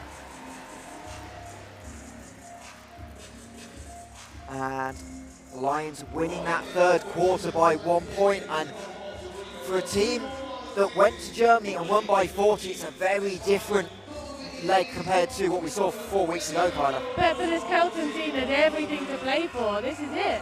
Win or go home. Literally and figuratively, I guess. They're here to fight, and the Lions are also here. They're staying solid. They're being intentional with how they want to play. And both teams are shooting really well from the three. 40% for Keltern and 50% for London Lions. And free throw percentage, I mean, 11 for 12 on the other end, which has been great. Indeed, and obviously the discrepancy really in the game, the 2-point field goal percentage. Lions at 56% from two, where Keltern haven't quite got it going. What's been great to see from the two-point field goal is Carly Samuelson. We know her as a three-point shooter, but actually she's been great inside with little pull-up jumpers, getting bumped in the lane. Really good. As Keltern out really early for the start of the quarter. We still only just started our half-time activity. And I'll tell you what, the people couldn't see at home, we had some clutch free throw shooters going into our half-time, little free throw contest, and one of the spectators had to make 2 in the last 5 seconds to win it and string them both.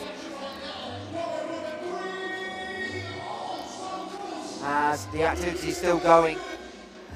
It's great to see some of the fans getting involved in this game, watching their favourite players and being able to come out and have some fun. And you can't see right now, but they're having a shooting competition from the free throw line. 2 young girls, which is great to see. And the winner off to our right-hand side. You can see in here getting a little high five from our MC to here. And there you can see Adrian Webb, 13 points, 4 of 10, but really still a terrific shooting from downtown, 3 of 4, but looks like Stats gave her one of them as a 3, so not quite perfect, but she's done a terrific job on both ends of the floor for Keltern, especially defensively slowing down the Lions' wings.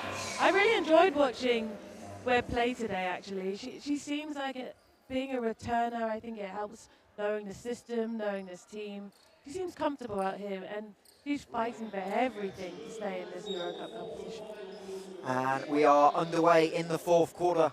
A huge 10 minutes for London. Not maybe in the small picture, but in terms of games in March, April, this is where this quarter might matter as they try and clinch the 1 seed. Overall, as Winterburn was having an early post-up, but the ball deflected out of bounds by the Estonian Koskimis. And Lions will execute from the end line. 12 left on the shot clock. As Wilkinson finds Winterburn down low, she gets deep position again. Lions look like they went for a matchup. Winterburn made a tough one in the opening quarter, no good this time, but shot clock down to 2, so Myers is going to have to fire off the back iron. Beckford Norton, huge offensive rebound, gets the contact, and I don't know if they're going to call in the act of shooting or not. Let's have a look. No, on the floor, so it wouldn't have counted by Beckford Norton, but great offensive rebounding from the weak side. Just the little things she does. She finds ways to impact the game without the ball in her hand that much. I mean, it's hard with such powerhouses of teammates all looking to try and score. Just a great job just being scrappy and providing extra possessions for this team. As Wilkinson, 15-foot, gets it to go. And it doesn't matter whereabouts, elbow, top, corner, Savannah Wilkinson's always been deadly. That's her bread and butter right there. It's so smooth. It's so smooth watching her shoot from the mid-range. Gap is 13. 17 is the number for those keeping track at home, as Cooper on Wilkinson forced to give it out. Koskimi's 3 up, back iron. Look good from our broadcast position, but another great rebound from Lions. Have done a terrific job on the glass. Keltern just 5 offensive rebounds so far on the day, as Winterburn in and out dribble, uses the screen, goes to the little run up, doesn't quite able to bank it in, and the Germans of Keltern able to come away with it. Push in transition. Klug tries to beat Gustafsson, but Megan does a great job staying in front. Klug up and under, gets the contact and the basket. Lovely job kind of turning over her left shoulder hook with the right hand, getting it over the likes of Megan Gustafsson by Klug there, and a great finish with the foul. She was so patient inside, pivoted, 3 pivots, and was able to get it up and over. That's a great job.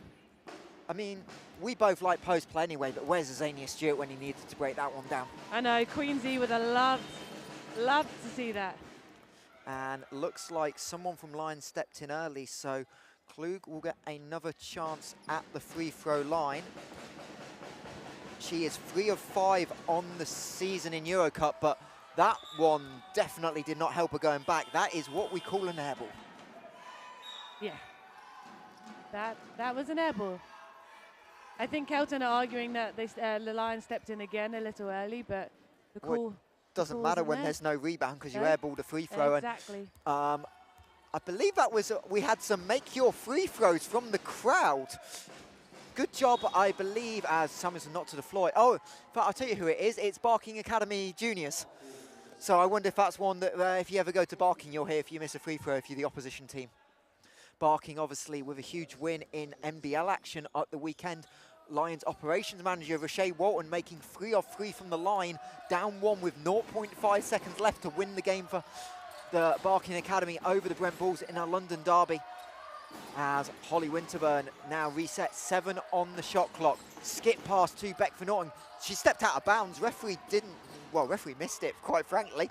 But unfortunately for Lions, couldn't capitalise on the opportunity as Keltern skip pass in transition. Rumi, rare opportunity for a wide open 3, doesn't quite get it to go, and Sam Cooper will knock the ball out of bounds. It's a lovely skip. This German side will want to get those wide open 3s to go down, especially the likes of Rumi, who knows she can hit that shot to make them a little bit closer into this game.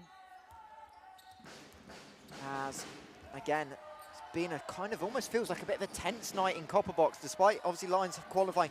Keltern fighting for their lives as Cooper fell down, so Lions got an advantage in the pick and roll. As Wilkinson, 15 foot, this time too long, but huge rebound. Megan Gustafsson puts it on the deck and is able to recycle. Winterburn now looking for options. Gustafsson's going to come up, set the screen.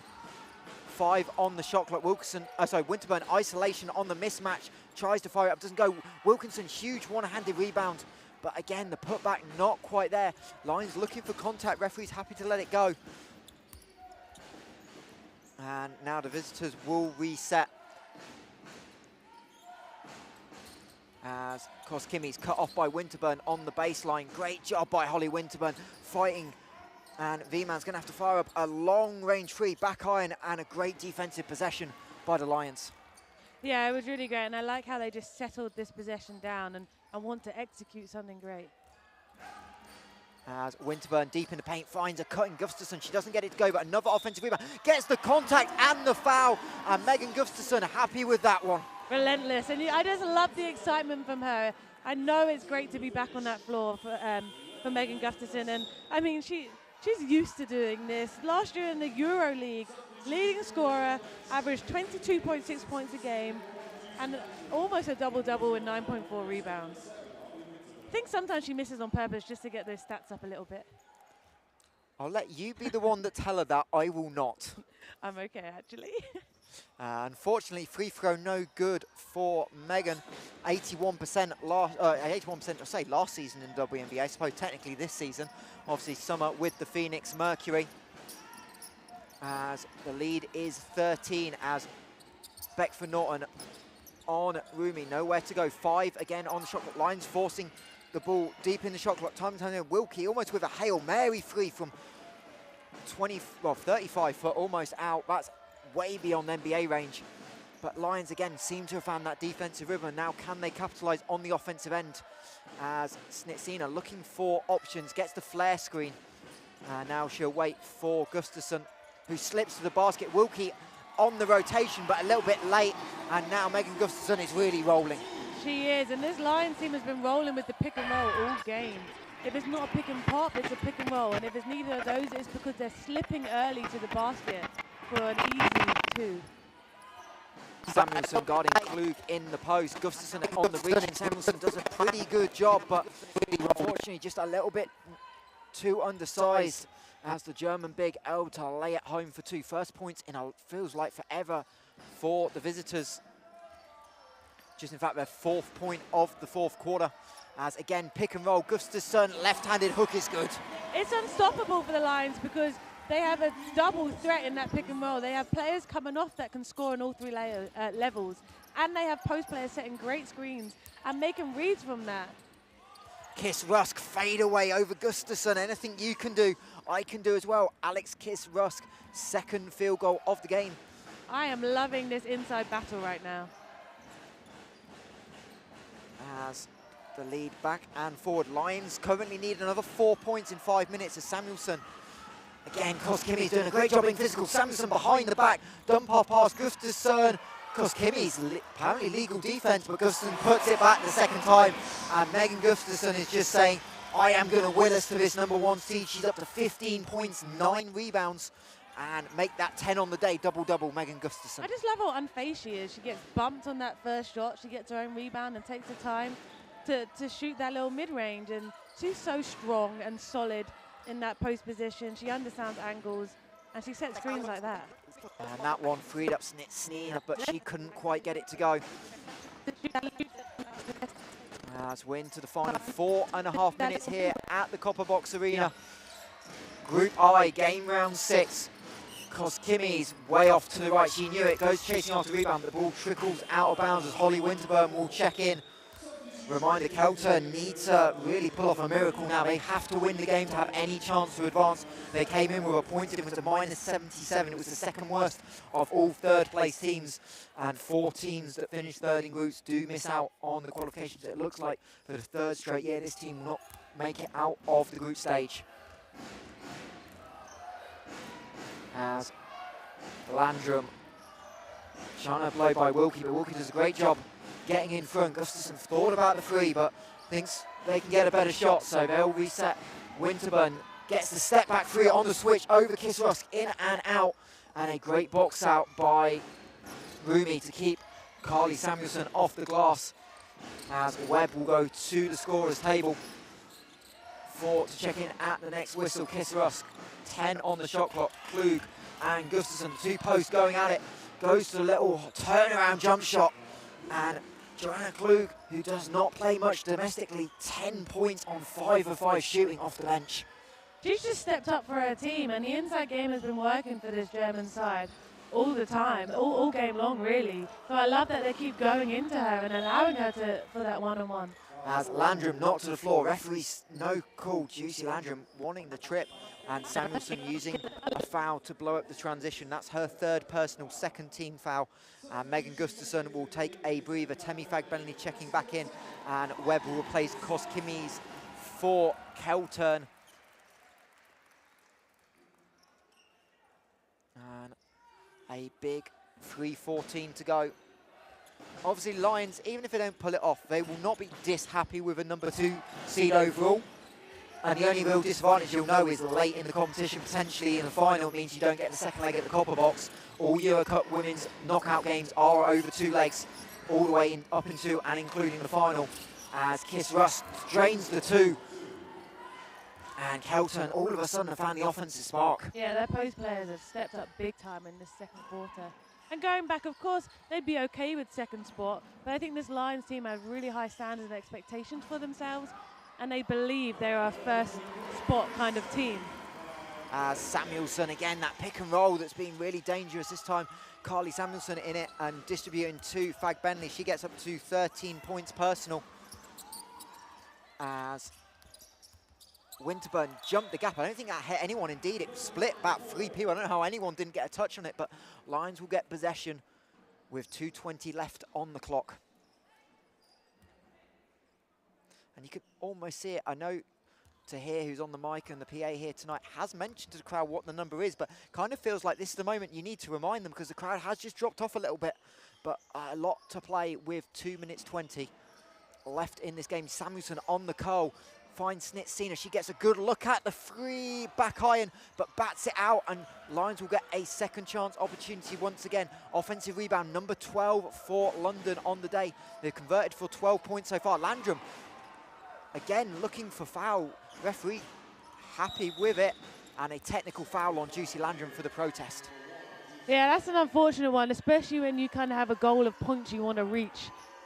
Of differentiating yourself with this German side. You don't want to give them any free throws or any free points at this point. But in basketball, there are emotions involved, and Juicy, you can tell she's really committed to this team in this game, and it means a lot to her, and she was trying to argue a potential foul on that last possession. Yeah, and definitely from here, and obviously we haven't seen a replay, but it looked like she got hit, as it will be Sarah Rumi to head to the free throw line. She makes no mistake. Keltern 12 of 14 on the day from the free throw line, and they will get a new 24 seconds to work with 1:46 to go. For the record, I know someone's probably posted in the YouTube comments, which I don't have up, what happens if it's 16 and the points difference is tied? I don't know. I'm going to have to do some math tonight, because I know someone's going to ask me. Yeah, at least you're going to be prepared for it, because I don't have an answer for that either. The Lions are just hoping it doesn't come down to a tie and they can win it outright. Indeed. Basically, you've almost got to imagine at this point, Lions trail by 5, 1:40 to go, as Webb still had a terrific shooting night. Samuelson jumps in the passing lane off the triple screen. Lions all night have done a good job. 3-on-2, Fag-Bentley cutting down the middle, contact, and one, Temi Fag-Bentley. But Carly Samuelson created the whole thing. But that just shows her IQ and how smart she is. This German side have been running triple stagger screens the entire game, and it actually for a while it disrupted the Lions. But at that time Carly had read it, was ready for it, and she just jumped through that passing lane. Great job creating that space for Temi to sprint through the middle for the M1. And Fag-Bentley makes the free throw, so effectively Lions down 2. Well, I say that, the score, yeah, our graphics are a little bit slow. It is 75-60 in arena. So yeah, Lions up by 15, 17 the magic number. We'll see if London can get another stop here down the stretch at the copper box. Both teams 2 timeouts as well, as Webb loses the handle, turns it over, and you can see the Lions bench starting to react as Coach Stella decides this is the time, let's talk it over. Probably reaffirms 17 is the number, let's go get it. Exactly, she wants just to bring them in. They're on a roll right now, so it's just being able to find those players to keep them moving and getting more offensive production. I'm assuming whatever she runs, it will finish in some kind of pick and roll, because the entire time the Lions have been picking apart this Keltern side through their pick and roll opportunities and their fast break opportunities with 12 points. And I'm loving how they've been offensive rebounding and allowing them to get second chance points from the Lions with 12, and you can see this Keltern team are on 5 points from the fast break and 4 second chance. So the Lions have been able to limit those opportunities. And it's interesting now. Obviously, Megan went to the bench to have a breather. Is this the time you go back to now? Megan Gustafson is really personal. Do you go with Temi and Megan down the stretch if you're Stella? If I'm Stella, you have so many different weapons. It just depends what you're trying to get in this last 1 minute 11.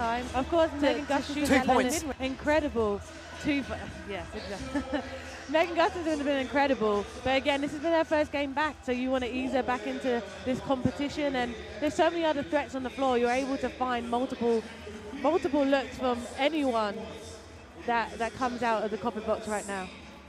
Yeah, of course, and Lions obviously have the opportunity to advance the ball or not. They choose not to, so they're going to use a lot more shot clock to get a better look.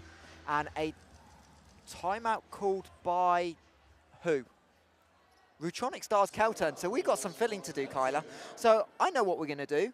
Let's talk about what happens, no matter what happens now in this game, the first playoff round. Lions have fallen at the knockout stage back-to-back years against 2 tough French teams. Bourges 2 years ago, Villeneuve last year, but this year it's a game you shouldn't slip up on as a number 1, number 2 type seed. Yeah, this team would have been aware of the history of the London Lions in this competition, and I'm sure Holly Winterburn and Shanice Beckford-Norton are able to explain those things too. This team seems a little bit different though. they're hungry and they're ready, and they were built for the EuroLeague competition, I believe. So I think they're ready to kind of advance in the EuroCup, and I think Sam Cooper's done a great job trying to push her team into the next stage. It may not be enough, but 12 points and 9 rebounds with 3 assists, not a bad stat line for the night. Indeed, and obviously that game we can announce, well, actually it's not going out in arena, so we get the exclusive. The home game for Lions will be International Basketball Day, 21st of December, 7 p.m. I believe will be the tip for Copbox. Keep an eye on London Lions socials, London Lions SW, and that game will be, when it's ratified on Friday, will be confirmed, and tickets will go straight on sale for that. And that's a great opportunity, start just before Christmas holidays, to come down, pack the copper box for an elimination game. You can't write it any better than that though, right? On International Basketball Day, a knockout a game starting out of the group phase of the EuroCup. Really exciting times. Indeed, as Lions trying to execute, see what Coach Stella drew up with that 2-minute timeout. It's a post up for Samuelson. She's going to go to work on Wilkie. Fade away, a little bit short. Fagbenley keeps it alive. And Snitsina straight away free. Got it! Kat Snitsina, Lions lead by 18. Second chance points. They're number 1 right now. Let's see if they can keep it. A great tap out by Temu. We've seen that by multiple players on this London side throughout the game. Webb going to get a good look to respond. Strings it. Timeout, Coach Stella. And the gap goes down to 15. And that puts Lions from the 1 seed to the 2 seed. I would have liked to see Webb in a little bit more in this game. She's been shooting the ball really well. And yes, this German side may know they're out of the competition, but they're competitive. They have a competitive nature, which means they want to stop the Lions from being number 1. Indeed. And obviously, you've got momentum from domestic as well. You're 8-0, so little things like this, practicing scenarios, getting ready is important. But this is a really unique spot. You could quite easily see Lions, if they miss here, they go to the foul game. Lions have got 1 foul to give on 3 team fouls. But you might as well be aggressive. You're not going to blow a 15-point lead with 35 seconds to go. So why not try and foul if you miss and extend the game and try and get to the magic number? Exactly. It's so technical, but they do want that first position in the EuroCup league. But I think they'll go inside. I'm not sure who to. It could be to the veteran of Temi Fagbenley. Last time you saw the Carly Samuelson post up. I think they'll want to get an aggressive look towards the rim. And they have players, as we've seen before, that can grab the offensive rebound just in case and can get kickouts and get an extra shot. So I'm looking at them trying to get it inside for a 2-pointer, maybe an M1. And everyone crashing for the offensive rebound right now. And if there's one person that's got some clutch genes in, Holly Winterburn, we've seen it time and time again for Leicester Riders, for Oregon, for London Lions at all levels. She's someone that doesn't mind the big shot. Holly Winterburn, 3 of 5 from downtown. Lions only need a 2 in this spot. And Keltern going to use another timeout for defense after Lions come out. So it's a good job we like talking, really, Kyla. We're feeling quite well right now. Absolutely. I think this Keltern team are just trying to disrupt the rhythm of the Lions. Like we said, yeah, maybe their competition is over, but they want to add some salt to the wound somehow at the copper box and prove their worth on their side defensively. Yeah, and obviously it'll be interesting. Obviously we didn't get a full chance to catch up with Keltern pre-game. Do they know 17 is the number or not? And then maybe that's what we're adjusting. But here, you obviously see for Lions, 24 assists to 10 turnovers tonight. And obviously 4 of those turnovers were early on in the game. So Lions have done a terrific job looking after the ball. And also the offensive rebounds. They're up to 13 offensive rebounds for 15 second chance points. And to be honest, it even feels like more than that at times. As Keltern onto the floor. So no timeouts left in the game. And there is Joanna Klug. It's someone we kind of didn't think we'd need to talk much about. She had a little bit quiet season off the bench domestically, but 5 of 5 from the floor. She's been huge. The silent assassin she has been today, I believe. And everything's been at her pace, at her time, around the rim. She's got really good footwork, ability to get her shot over the length of the Lions defenders. I've been really impressed by Klug today. And here we go. Winterburn, Fagbenley, Snitsina, Landrum and Samuelson on the floor. So Megan Gustafson still on the bench. As Samuelson going to get a double screen to be open. And Lions are going to set up. They look like they've got a secondary action planned. It was Snitsina to the corner. Winterburn's going to drive. Layup is too long, and the ball goes out of bounds. Last touch by Webb, but the ball did not hit the rim. So Lions have got 6 seconds to execute baseline out of bounds. Again, the aggressiveness on the offensive rebounding and allowing the line to get multiple possessions, which is what they need. Up 15 and needing 2 more points with 26.8 seconds left on the shot. On the game clock. And the scorers table have asked for a little bit of a hold. Not quite sure. The shot clock's gone off in the venue. Now it's back showing 6. So we're just working through a couple of technical issues. That's a perfect time to have a technical issue if you're London Lions. 26.8 seconds to go. Effectively trailing by 2.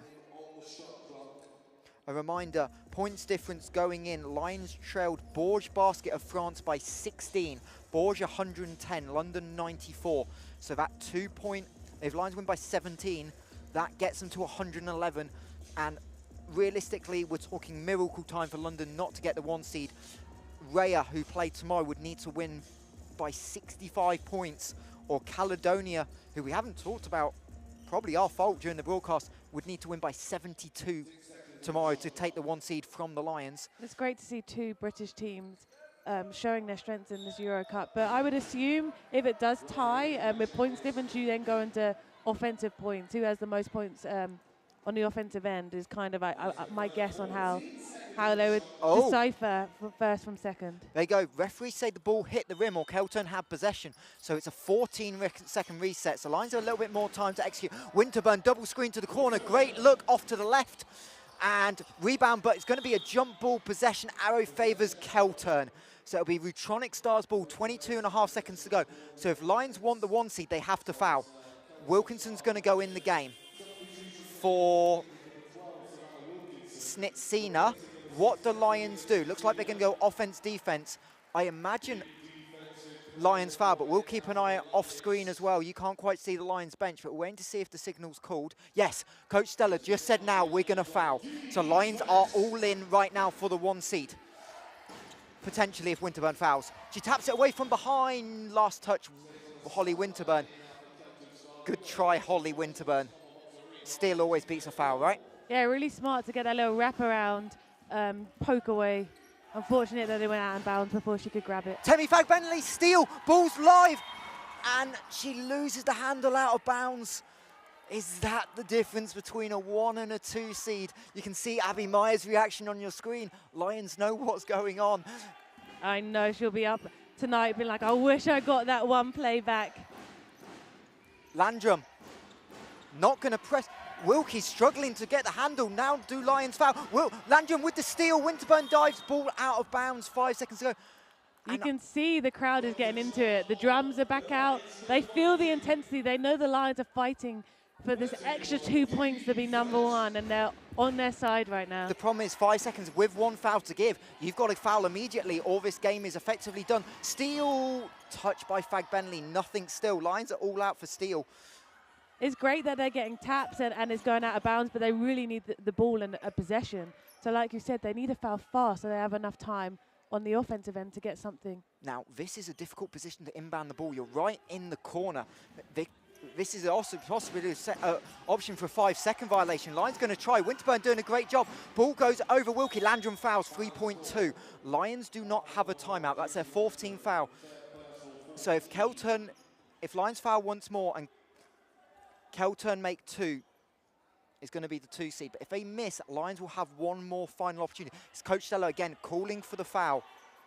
But you've got to foul immediately with only 3.2 seconds and no timeout. Exactly. It's just whether the Lions Rumi's have enough wide time. open. She's going to fire it up. The ball hits the rim, and that is game done. London Lions win by 15, but they miss out on the #1 seed by 1 point. I mean, for a 20-year-old, Rumi's smart. She knew the time in the air for her shot would cancel out whatever was left at the end of the game, and she did a great job preventing the Lions being #1 seed. You've got to give this German side credit. They lost by over 40 last time to the Lions team, and they came out really battled hard with a 15-point deficit. Indeed, and there'll be celebrations in France for Bourges Basket, who look set to be that #1 seed. Lions #2, but obviously slight disappointment but you still can't turn your nose up at 6-0 in the group stage. No, you can't. And this team of the London Lions are fighters, right? So actually, it might give them a bit of a push, a bit of an edge, being number 2 seed rather than number 1, knowing they've got everything to play for.